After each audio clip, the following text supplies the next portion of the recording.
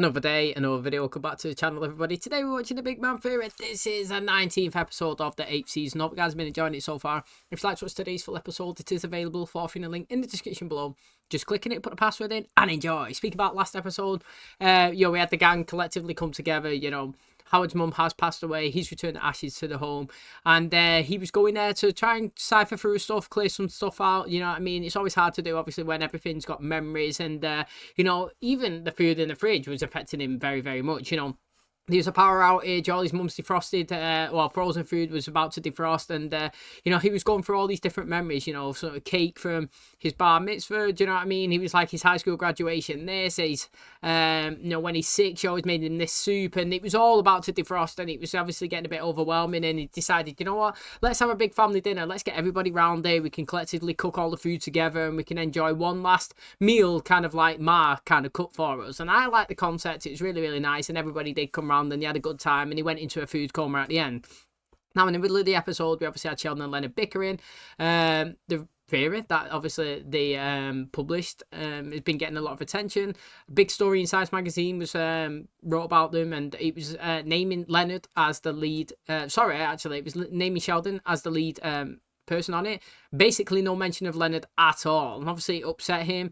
Now, to be honest, it sounded like Sheldon was doing everything that he could to actually get Leonard's name onto it. And, the only thing that he didn't do correct was when somebody mentioned him as the lead person in the report, he never actually corrected them to say it was jointly them two. But he never actually sounded, anyway, went out of his way purposely to take Leonard's name off of the thing and give Sheldon all of the credit. But obviously, all episode he was going back and forth, and it was understandable. I can understand why Leonard was doing it, but they ended up squashing kind of like the beef at the very end when he was in the food coma. And also somebody else, I don't know who they said, like Science Weekly or something, wrote another report onto it, and this time Leonard's name was dropped. So in the end, it all ended well, and it's out there that both of them done it together. Hopefully today you do enjoy today's episode, and if you do, please smash like, it really helps out. Subscribe if you're new, and as always, let's jump into today's episode.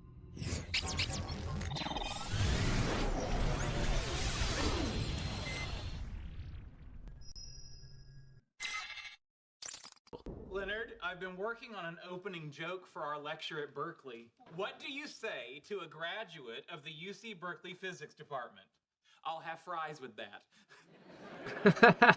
He's saying that it's not. Hasn't prepared him for a career in the sciences. You all set for your trip? Yeah, I think so. Yeah, I just restocked the old PRK.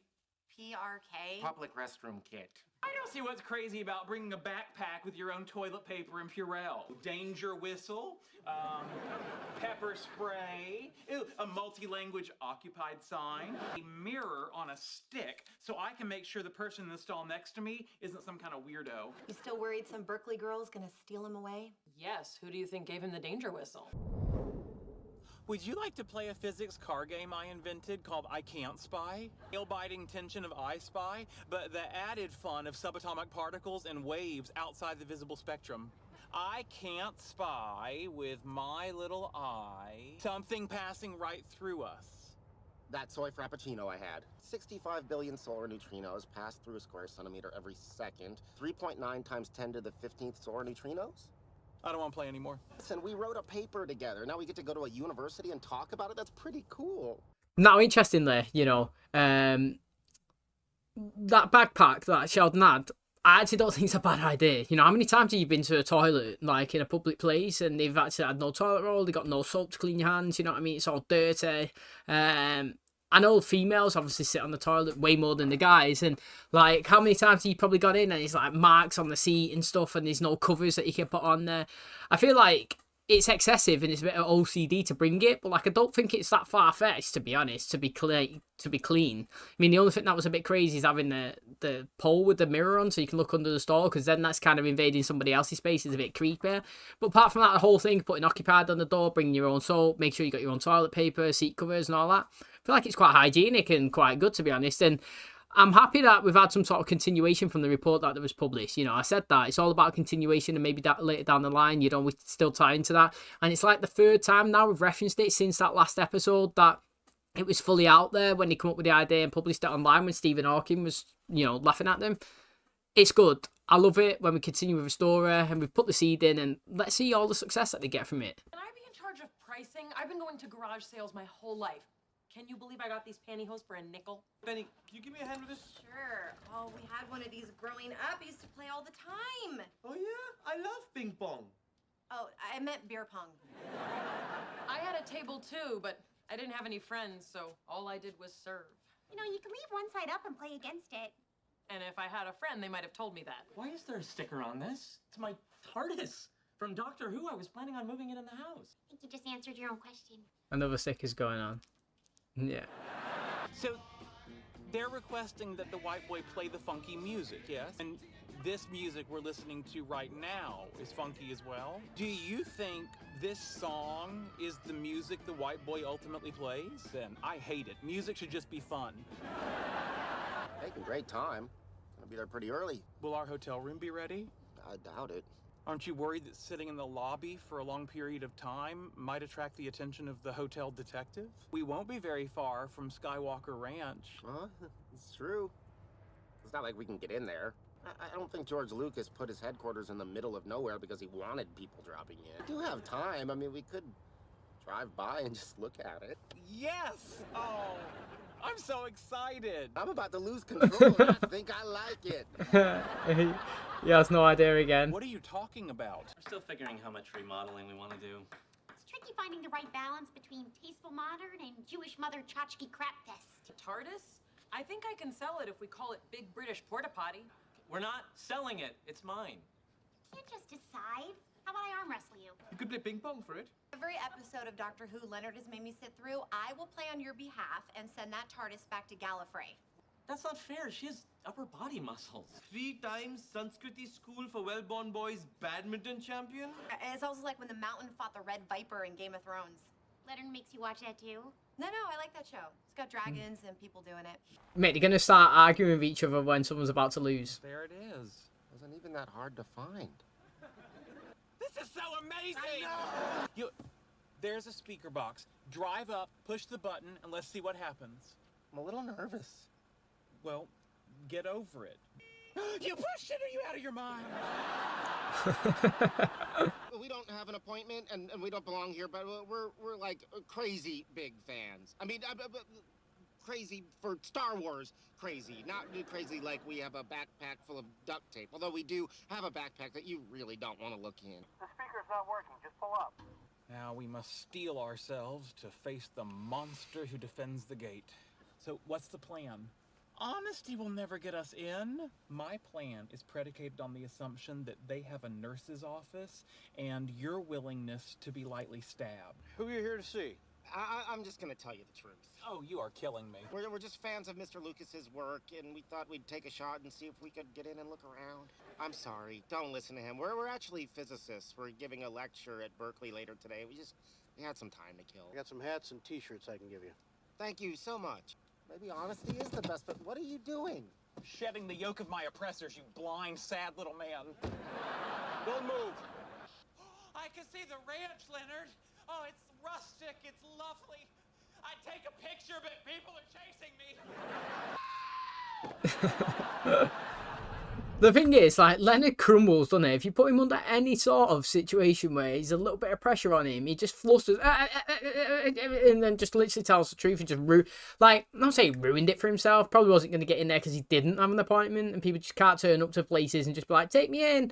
But, do you know what I mean? At least try and go along with a lad. He was lucky enough to get through the first gate, and then obviously he just kind of fell apart and ended it straight away at the second hurdle. You are the King Kong of ping pong. Rajesh 8, penny 4. Howard can't keep the TARDIS. How great would it look at your place? What? You were to put this right outside your front door and open up the back.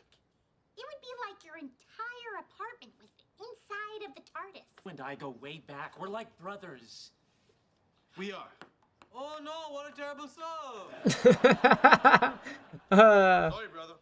Were you serious about being able to serve? It's been a long time. I don't know. Wow. She's my champion. Well, if you can switch champions, so can I. I want Raj. Good luck, Raj. Do you think they're gonna call the police? I don't know. Maybe they'll call Imperial officers to take us to a holding cell on the Death Star. Well, I think that's below the pay grade of an Imperial officer. Stormtroopers actually combine both the function of infantry and military police. What are you in for? Honestly, I just wanted to meet Mr. Lucas and say thank you. Why are you here? Oh, I hopped a fence and they caught me in the sculpture gallery making out with a Chewbacca statue.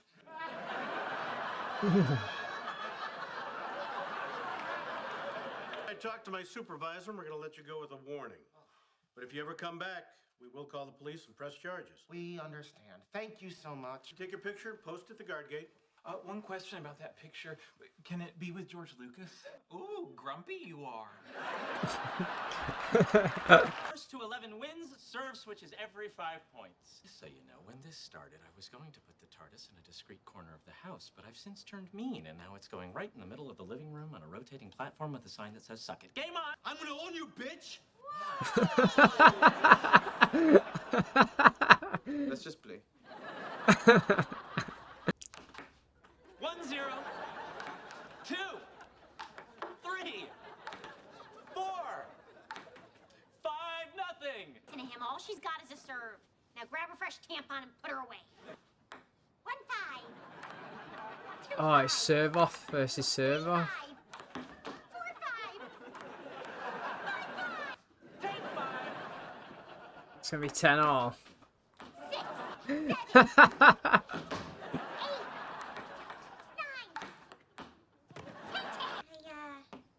Can't help but wonder how Sheldon would react if the TARDIS was at your place. Keep talking. Are you still mad at me? Yes. And you got me locked in a room with a man who forced his tongue down the throat of a stuffed Wookiee. I think you're looking at this all wrong. Fine, then tell me how I should be looking at it. Not only did we go to Skywalker Ranch, we got in. And no one we know can say that. Today, you got to watch someone shoot me with a taser. That was pretty good.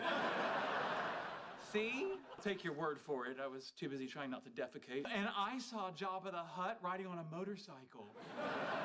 Although that was right after the tasing, so who can say for sure? I guess this could count as an adventure. It was. Amy! The Daleks are right on my tail. Quick, we need to reset the time circuits. Oh no, I left my sonic screwdriver behind. Should have thought this through. I mean, at least he's absolutely loving it. And, like, I wonder how many times he's actually willingly went into a bedroom on his own. You know, maybe he's been there a few times, but it seems like it'll be there much more often. And to be honest, it looks all right around that door. Now, her serve was impressive. Now, interestingly, she got into the head, didn't she? She got into the head of Raj, she got into the head of Eamon. Now, I just think that it could have stayed where it is, to be honest, you know. If he wanted it, that's obviously in the garage in his mum's house, which is soon to be theirs. Why can't it just be put back where it was, done up, nice and clean, fresh, then he can play with it or do whatever he wants with it again. It doesn't have to be in the home. You know, it's a bit excessive to be in the house, but being where it was, if you keep it up done, do you know what I mean? It would have been totally fine. And that garage was massive as well, honestly. It was so big. There was so much stuff in there and places to maneuver around. I feel like in the UK, you have a garage and everything's just, it's literally walking, you're stuck, it's cluttered everywhere, you know what I mean? It's nothing a big open space like that. But then again, you know, the US homes compared to a UK, it's like 3 or 4 times bigger in the square foot ground, you know, like area, so it makes sense. And that's why I always say when I look at these guys' apartments, I'm like, mate, that apartment is like 1.5 times the size of my house, you know what I mean? I would love to live there. And they always complain that they got no space. But it's a pretty good episode today, you know. I feel like they've done really good in including everybody in the show this season. You know, I'm not saying that people are not in it a lot, but like, it takes a long time to blend everybody in, to give everybody enough screen time. I feel like when the girls was first introduced, massively, I could see the screen time and storyline of Raj be hindered and decreased. It was like he was just the guy that was floating around with no purpose, you know what I mean? You had to just get him in the scene, to just be in the scene, because everybody was trying to focus on everybody else. But now, we've got storylines going, and everybody's kind of in it. The screen time is probably equal. Mate, I would love somebody to do a report or something of the actual screen time of the characters throughout each season. It would be really, really good. And then towards at the end of the show, you could sit down and see who had the more minutes on the screen compared to everybody. I actually do think that would be a very, very interesting article for somebody to do. Now, people have done it with the Harry Potter franchise. You know, obviously Daniel Radcliffe is on the screen the most. He is number one. And I think second in line was Hermione Granger and third was Ron, you know. But when you look at it, there was a massive difference between Harry and the rest. Like, complete, absolutely massive difference. But if you look at Draco Malfoy, everybody knows who he is. And he's a massive character in the show, or the films and the books.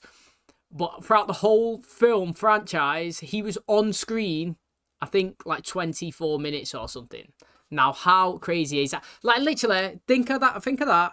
Draco Malfoy, out of the whole franchise of the Harry Potter films, was on screen for like less than 30 minutes. Madness. You know what I'm saying? And that's what I feel like this. They've done a good blend of bringing everybody in, and the screen time is very even, I feel like, this season. And like I said, if somebody has a report or knowledge or something around the information of who's had the most minutes on the show, I'd love to read it, honestly. I think it'd be really fascinating. That is going to wrap up today's episode. Thanks so much for checking out our channel today. Hopefully you guys enjoyed it. So obviously we just talked about them and the Doctor Who sort of stuff and the ping ponging thing, but we'll talk about Leonard and obviously Sheldon. Like I said, screen time's very good, and obviously while that was going on, these guys was on a road trip. They're supposed to do a lecture on the report that obviously they produced and published, and basically they had a bit of time to kill, so they went to George Lucas's, I don't know, like ranch or something. I'm not really too sure what it was, and they turned up without a reservation, managed to get through the first gate. Then obviously, as he was not going to make it past the second, Sheldon made a run for it. He got tasered, they got tucked inside, and he was talking. Now, George Lucas obviously created Star Wars, and I'm pretty sure, maybe like 10 years ago now, it was a little bit, he sold it. I think he sold the rights to Star Wars to Disney, I think for $1 billion. Now, it sounds like a lot, like, mate, that is a lot of money. But then when you start to think about it, it's like, was that a lot of money for that franchise? Because I'm pretty sure ever since then, they brought out, obviously, The Force Awakens, and I feel like that was a trilogy. I don't know the names of all of them, but like there was 3 films obviously released at that time, and I think The Force Awakens maybe made like $2 billion, and then another one after that as well made like $1.5 billion, and then I'm pretty sure they've made Rogue One, and ever since obviously they've sold it, it's been on the Disney network. They've had like this Yoda thing, and they've had The Mandalorian, and they've had like the Skywalker. I don't know, do you know, like all of this stuff that's happened since George Lucas has sold it makes me think that $1 billion, even though it sounded like a ridiculous amount of money to take, was actually not a lot of money for him to sell it for. You know what I mean? But you can counter that by saying the only reason why all this success has happened, the 3 films, you know, the Rogue One as well, the Mandalorian, and all of these other shows that have been published and put onto the Disney network, is because Disney actually acquired it. It's not the fact that if Disney didn't have it and it was just down to George Lucas, that these wouldn't have ever been a thing. So it's not as if it was opportunities that he'd missed, because the opportunities only got created because of the purchaser of the rights from him. So it's interesting. Now, if he was smart, like if he was smart, he would have sold it to Disney with a retention of 10% of all profits until he dies or whatever it is, for the foreseeable income. Do you know what I mean? The future. That would guarantee you making absolute bank, getting a big payout, and obviously just getting a little bit of all the franchise and the rewards and all the sales. Don't know if he was smart enough to do that, but I definitely would have, and I would have negotiated it as well. It's like, I think there was a film come out that was called Passengers with Chris Pratt and Jennifer Lawrence in. It's actually a really good film. I enjoyed it, and I'm sure that Jennifer Lawrence got something like a $50 million salary for that movie, which is a lot anyway. But then I think in her contract, what a great agent, deserves a pay rise, negotiated like 10% of the gross income. Do you know what I mean? And that film made like, I don't know, $600 million, which means she got her salary of 50 plus 60 back to her, obviously, from the profits. I think that's pretty crazy, to be honest. And it's all about good negotiations. Now, Star Wars is a massive thing. They've gone there, they've seen a few things, even though it didn't work out for them and they didn't get a picture with George Lucas and they didn't get to meet him. They still ended up going out there, like Sheldon was saying, on a road trip, created good memories. No one's ever going to be able to take it away from them, and they managed to see things that they never thought they would have seen prior to that day. And also Leonard got the visual of Sheldon being chased and tasered, which obviously was another good aspect of the day. So very interesting stuff. Hopefully you guys enjoyed today's episode. If you did, please smash like, it really helps out. Subscribe if you're new, and as always, I'll catch you in the next one. Cheers, guys.